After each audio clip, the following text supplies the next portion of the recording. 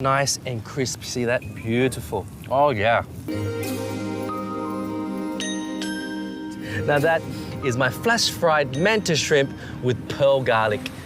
In Dalat, in the morning, people eat this wonderful dish called banh mi. So first of all, I've got some pork mince. I'm gonna put some garlic in there, some red Asian shallots goes in, some salt, some black pepper ground, some sugar as well, a pinch of chili flakes, dried chili flakes, and some fish sauce, probably around 2 tablespoons or so.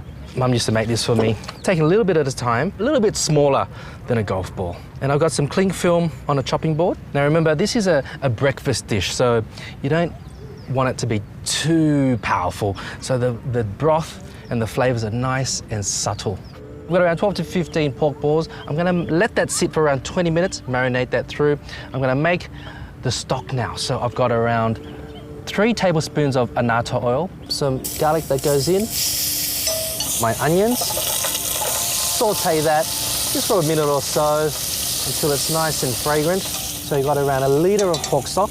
And then I'm gonna put my lid on for 20 minutes now. Let's have a quick taste. Oh, that's nice. It's really clean. You got some 3 to 4 meatballs per serve. Now, I've tried this dish at around 8 to 10 places in Dalat, and what I've noticed is the flavors are really light and clean and crisp, and they love lots of spring onion on top. I've got a little bit of coriander on top as well, and a little bit of my satay sauce goes over the top of that. Bit of a kick. Of course, I'm gonna serve it with my crisp baguette. That is a perfect breakfast dish for me. Vietnamese baguette with pork meatballs and a really lovely light broth. I remember around 4 years ago, I was visiting my cousin Christophe in Paris, and we were having dinner, and we both asked each other what our last dish would be. And funny enough, both our answers was uni, or sea urchin. We just adore. If I have one now. Oh, the texture.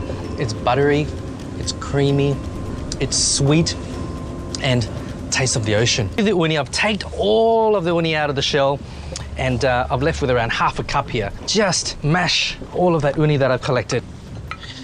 This is all smashed up, then I add it to the melted butter, whisking until dissolved, then add chili powder for spice along with fish sauce. I then pour it into a mixing bowl, add some fresh basil, then the noodles, and mix through. Look at that. Oh, that's umami flavor right there.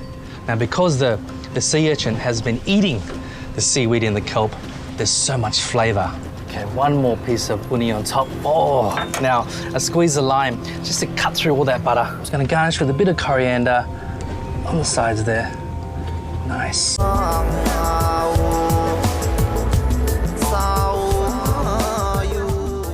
It's called manta shrimp because it's got so many different legs. And did you know, look at the side, look at the beautiful shell of it. All right, and the specialty in Da Nang is the garlic. It's more pricey per kilo than lobster. You might ask why. It's because it's a pearl garlic. This is a prized garlic. So I've fried up lots of garlic here, pearl garlic, just in oil, and I've kept the oil. I'm gonna deep fry my manta shrimp. Make sure your oil is hot and cook them quickly, like any seafood, as it locks in the texture of the meat. Remove, and in the same pan, saute Asian shallots, sliced ginger, and a bit of chili. Prawns now go back in with a bit of fermented soybean, giving the dish that umami flavor. Then toss all together. Now I'm gonna season with some salt. A couple of big punches of salt goes in. And also, same again for sugar. We've got some spring onion and all of that wonderful pearl garlic that I diced up before and I deep fried. Nice and crisp, see that? Beautiful. Now that is my flash fried manta shrimp with pearl garlic. I've been using this for a long time. These amazing black cardamom. Take the pods out of the shell there. So you need to really crush it because it's quite hard. I'm cooking fish and it's sturgeon fish. This is called makken and it's related to the Szechuan pepper. So I'm gonna make a little spice rub for this fish. I've also got some coriander seeds. That's gonna go. Add salt and pound some more. The green turmeric. Now look at that color. Wow, look at this. Look at the color in the orange one. Beautifully vibrant, both because I love it.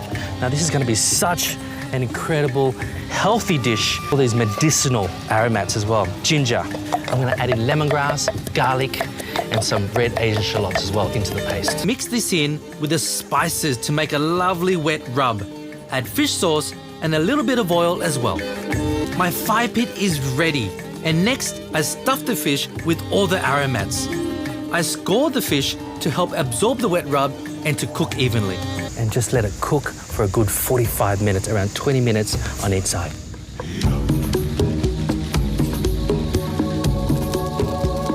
Now that is my wood-fired whole sturgeon with